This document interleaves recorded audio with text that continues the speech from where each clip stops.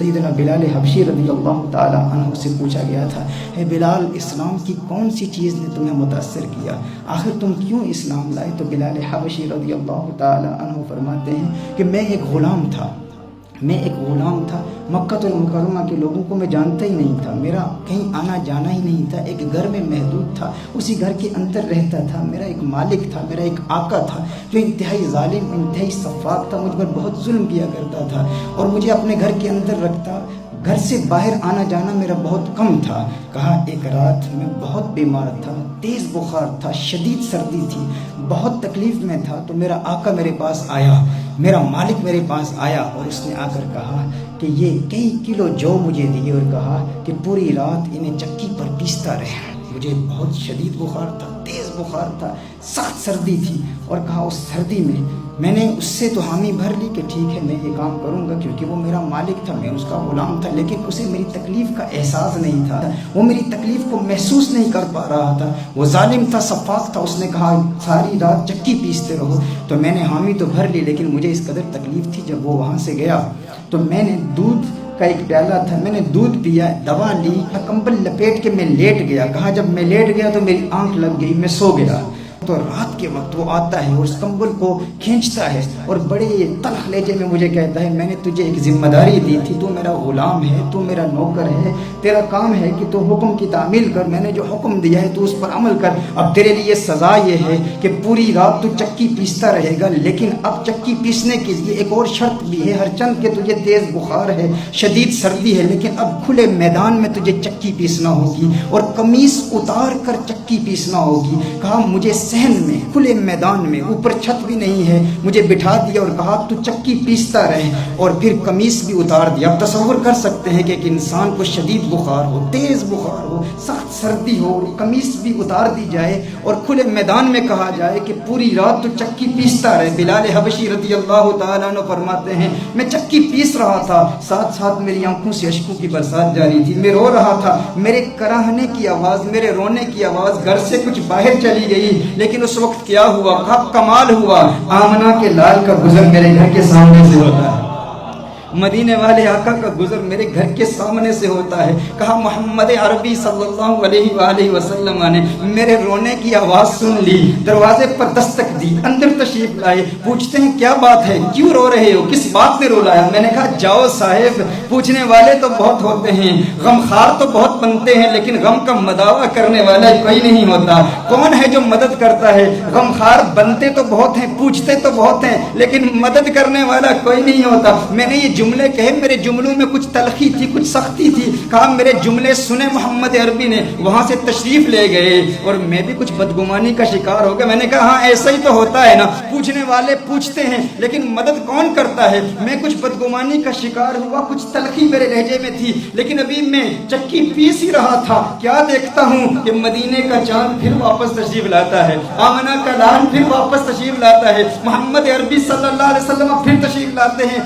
ہاتھ میں دودھ کا پیالہ ہے، چند کھجوریں ہیں، کہا ہے بلال یہ دودھ پی لو، کھجوریں کھا لو، کمبل لپیٹ کر مجھے بٹھا دیا، کہا ہے بلال تم بیٹھ جاؤ اور دیکھو میں کیا کرتا ہوں۔ کہا میں بیٹھ جاؤں؟ کیا آپ جانتے نہیں ہیں وہ بڑا سفاک ہے، بڑا ظالم ہے، بہت مارتا ہے، بہت سزائیں دیتا ہے، وہ تو مارے گا، سزائیں دے گا، ظلم کرے گا، ظالم ہے میرا آقا، میں تو چکی پیسنے پر معمور کیا گیا ہوں، پوری رات مجھے جاگنا ہے، چکی پیسنا ہے، یہ کام کون کرے گا؟ آمنہ کے لال نے کہا ہے بلال حبشی گھبرانے کی ضرورت نہیں، آج پوری رات تیرے لیے محمد عربی خود چکی پیستا رہے گا۔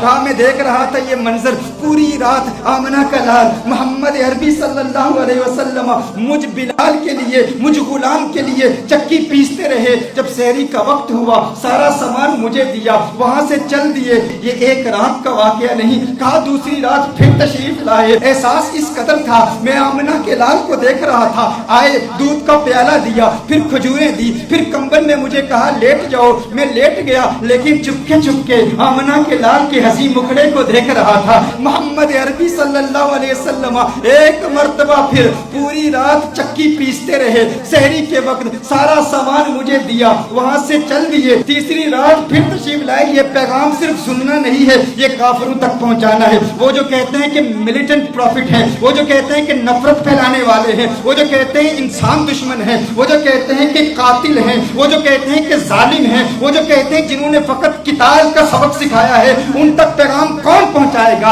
अरे नादान इंसान, अरे बरतानिया में रहने वाले, अगर तेरा पड़ोसी मोहम्मद अरबी को नहीं जानता तो तूने उस मोहब्बत का हक अदा नहीं किया। अगर तेरा जानने वाला, तेरा क्लासमेट, तेरा टीचर, तेरे साथ वक्त गुजारने वाला, तेरे साथ कारोबार करने वाला, वो जो तेरी दाढ़ी को देख के कहता है कि तू दहशतगर्द है, वो जो तेरे जुब्बे कुब्बे को देख कर कहता है कि तू इंसानियत दुश्मन है, क्या तूने उस तक मोहम्मद अरबी सल्लल्लाहु अलैहि वसल्लम का ये मोहब्बत भरा पैगाम पहुंचाया है? अगर नहीं पहुंचाता, अगर शर्म महसूस करता है, हिचकिचाहट महसूस करता है, गाफिल हो जाता है, सफर पे है, तेरे साथ कोई गैर मुस्लिम है, तेरा काम है कि तू उस तक बिलाल हबशी के ये वाकयात पहुंचा, तू उस तक पहुंचा वो वाकयात कि जिसमें मेरे आका सल्लल्लाहु अलैहि वसल्लम की वो खूबसूरत तालीमात, वो रहमत भरी तालीमात, वो मोहब्बत भरी तालीमात, वो प्यार भरी तालीमात उसके दिल में जागुज़ी हो जाए। तूने क्यों नहीं पहुंचाया? तुझे अपना पैसा चाहिए, तुझे अपनी दौलत चाहिए, तुझे अपनी इज्जत चाहिए, तुझे अपनी शोहरत चाहिए। तू पाकिस्तान से हिजरत करके आया, तू हिंदुस्तान से हिजरत करके आया,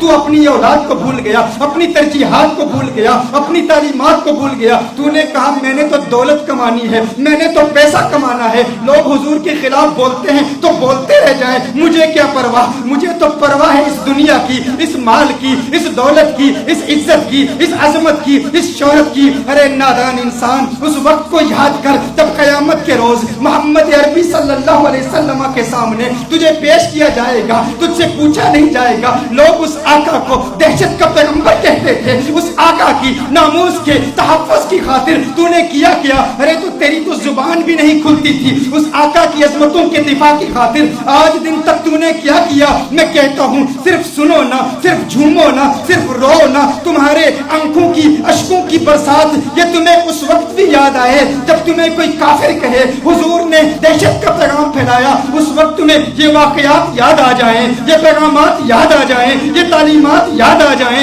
ये रिवायात याद आ जाएं जो तुम्हें कंजुल हुदा की इस कॉन्फ्रेंस में सिखाई गई। बिलाल हबशी ने देखा, तीसरी रात फिर मेरे आका उसके घर में तशरीफ लाए। आका फिर पूरी रात चक्की पीसते रहे। जब सुबह के वक्त आका तशरीफ ले जा रहे हैं, वहां से जा रहे हैं, बिलाल हबशी ने कहा अरे रुकना है मोहम्मद, रुकना। कहा मक्के के काफिर झूठ बोलते हैं, वो झूठे हैं जो कहते हैं मोहम्मद झूठा है। मैं बिलाल गवाही देता हूँ, अरे जिस आका को एक गुलाम के बुखार का एहसास है वो झूठा नहीं हो सकता, वो सच्चा नबी है, वो पैगंबर अमन है, वो पैगंबर रहमत है।